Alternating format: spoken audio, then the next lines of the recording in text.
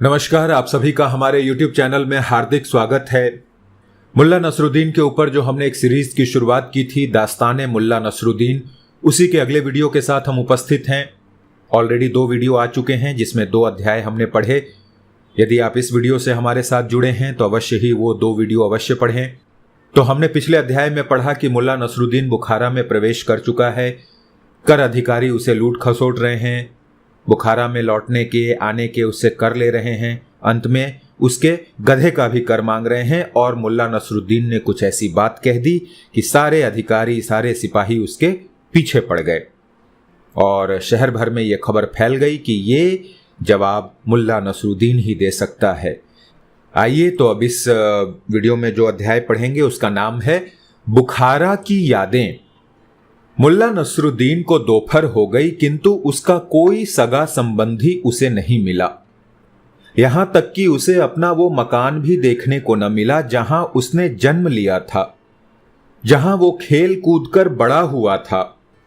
मकान के बाहर एक बगीचा था जहां छायादार हरे भरे वृक्ष थे। कुछ दूरी पर एक झरना था जिसकी संगीतमयी आवाज मन को आत्मविभोर कर दिया करती थी।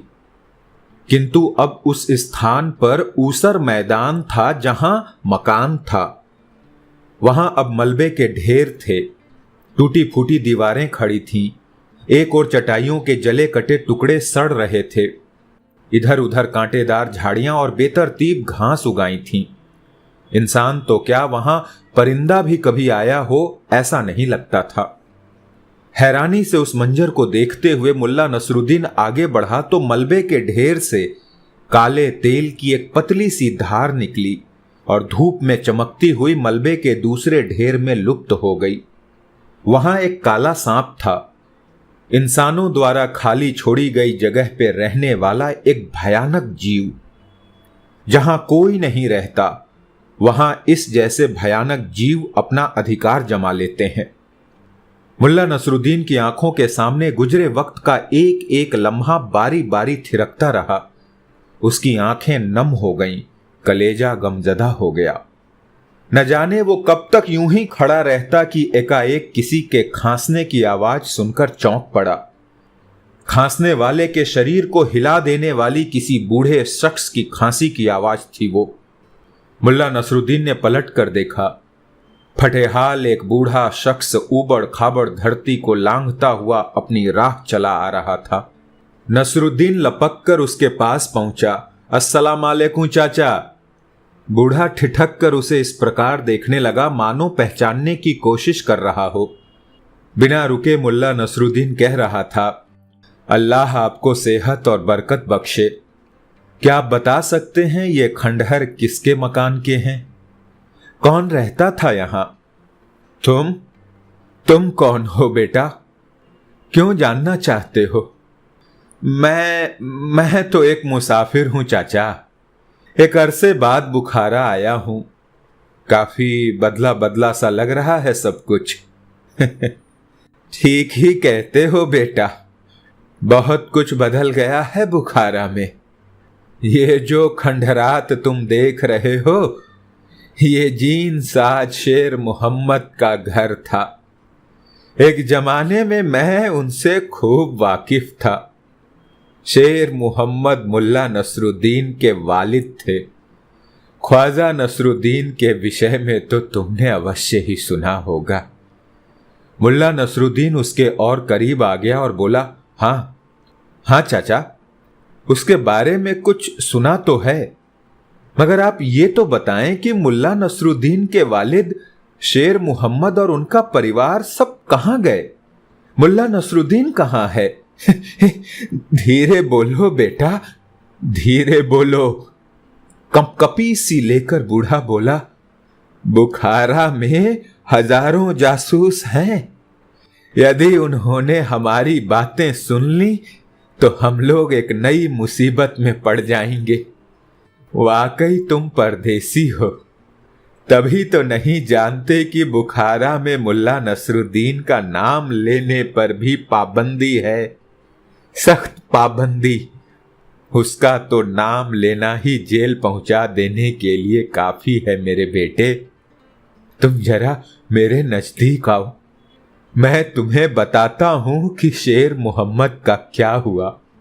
मुल्ला नसरुद्दीन की बड़ी बड़ी आंखें घबराहट और खलबली से फैल गईं। फिर वो बूढ़े के करीब आया और मन में अनुमान लगाते हुए कि उसके पिता का क्या हुआ होगा। उसकी आंखें सोचने वाले अंदाज में सिकुड़ गईं।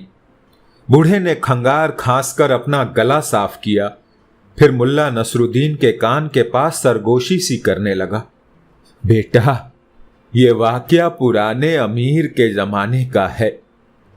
मुल्ला नसरुद्दीन को उसकी हरकतों के लिए बुखारा से निकाले जाने के कोई 18-20 महीने के बाद एक दिन अचानक ये खबर बुखारा में फैल गई कि वो जासूस बनकर दोबारा बुखारा में लौट आया है। क्या ये खबर सच्ची थी? अरे नहीं बेटा, अफवाह थी, अफवाह, कोरी बकवास। बूढ़े ने उसी राजदराना अंदाज में गुफ्तगू की। ये अफवाह अमीर के कानों तक भी पहुंच गई कि वो यहां गैर कानूनी धंधे कर रहा है। अमीर का मजाक उड़ाने वाले नगमे लिख रहा है और आवाम में बदफैली फैला रहा है। फिर क्या हुआ बुजुर्गवार? अरे होना क्या था बेटा, सिपाही नसरुद्दीन की तलाश में जुट गए। जमीन आसमान एक कर दिया, बुखारा का चप्पा चप्पा छान मारा, मगर सारी कवायद बेकार गई। मुल्ला नसरुद्दीन तो क्या, उसकी परछाई भी उन्हें नहीं मिली। आखिर होता तो मिलता ना। फिर मुल्ला की बेचैनी और उत्सुकता बढ़ती ही जा रही थी। सिपाहियों की इस नाकामी पर अमीर बहुत झुंझला गया और उसके हुक्म से नसरुद्दीन के वालिद, चाचा, मामू वगैरह दूर पास के रिश्तेदारों और यहां तक कि हमदर्द और दोस्तों तक की गिरफ्तारी का हुक्म जारी कर दिया गया और सिपाहियों को हुक्म दिया गया कि उन लोगों को तब तक तकलीफें दे जब तक कि वे मुल्ला नसरुद्दीन का पता न बता दें। ये कहकर बूढ़ा एक पल के लिए रुका, फिर पुनः बोला, अरे ये तो खुदा का शुक्र है बेटे कि उन लोगों को खुदा ने शांत रहने और तकलीफें जज्ब करने की हिम्मत बख्शी, लिहाजा मुल्ला नसरुद्दीन अमीर के हाथों में न पड़ा। लेकिन उसके वालिद जीन साज शेर मोहम्मद तकलीफें सहने की वजह से बीमार पड़ गए और उनकी मौत हो गई। और बाकियों का क्या हुआ? मेरा मतलब उसके बाकी रिश्तेदार और दोस्त वगैरह? अमीर के कहर से बचने के लिए वे सब बुखारा छोड़कर भाग गए बेटे। किसी को नहीं मालूम कि अब वे लोग कहां हैं। अमीर के हुक्म से उन लोगों के मकान और बगीचे वगैरह तहस नहस कर दिए गए ताकि उन लोगों की याद भी बाकी न बचे। लेकिन उन्हें बिना वजह क्यों परेशान किया गया बुजुर्गवार? उन्हें क्यों सताया गया? मुल्ला नसरुद्दीन चीख कर बोला, मुल्ला नसरुद्दीन तो उस वक्त वहां था ही नहीं, यह बात तो मैं भी जानता हूं। मुल्ला की आंखों में आंसू आ गए, लेकिन वो बूढ़ा अपनी कमजोर नजरों की वजह से उन्हें न देख पाया। अरे ये कौन कह सकता है कि मेरे बेटे की वो यहां था भी या नहीं? मैं कह रहा हूं, मुल्ला नसरुद्दीन की जहां जब इच्छा होती है वो आता जाता है चाचा। बेमिसाल मुल्ला नसरुद्दीन हर कहीं है और कहीं भी नहीं। बूढ़ा खामोशी से आगे बढ़ गया और अधिक रुकना शायद अब उसे गंवारा नहीं था। मुल्ला नसरुद्दीन भी अपने गधे की ओर बढ़ गया, फिर उसके गले में हाथ डालकर बोला, ऐ मेरे वफादार गधे, ऐ मेरे प्यारे हमसफर, तूने देख लिया ना इस दुनिया में तेरे सिवाय मेरा और कोई हमदर्द नहीं है।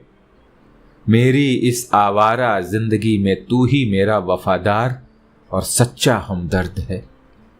शांत खड़े गधे ने इस अंदाज में अपनी आंखें मिचमिचाई मानो अपने मालिक के गम में शरीक होने की ताकीद कर रहा हो। पत्तियों को चबाता उसका जबड़ा रुक गया था और कुछ पत्तियां मुंह से बाहर लटक रही थीं। गमजदगी की इससे बड़ी मिसाल भला क्या हो सकती थी। काफी देर बाद मुल्ला अपने गम पर काबू पा सका। उसके चेहरे पर आंसुओं की लकीरें सूख कर सफेद पड़ गई थीं। सामान्य होकर उसने एक गहरी सांस ली। फिर उसके चेहरे पर दृढ़ता दिखाई देने लगी, इरादों की दृढ़ता। उसने गधे की पीठ पर प्यार से एक धौल जमाया, अपेक्षाकृत ऊंची आवाज में बोला, कोई बात नहीं मेरे दोस्त, कोई फिक्र नहीं मेरे दोस्त। मेरे लिए यही बड़ी बात है कि बुखारा के लोग अब भी मुझे याद रखे हुए हैं और लोग अब भी मुझे जानते हैं। किसी न किसी तरह हम अपने कुछ हमदर्द खोज ही लेंगे और अमीर के बारे में ऐसे ऐसे नगमे लिखेंगे कि वो अपने तख्त पर बैठा अपने बाल नोचेगा। हाँ मेरे दोस्त, अब चलें। धन्यवाद। तो यहां खत्म होता है ये अध्याय। अगले एपिसोड में अगले अध्याय को पढ़ेंगे। कैसा लगा अवश्य कमेंट्स में बताइए। मुलाकात होगी अगले वीडियो में। जय हिंद।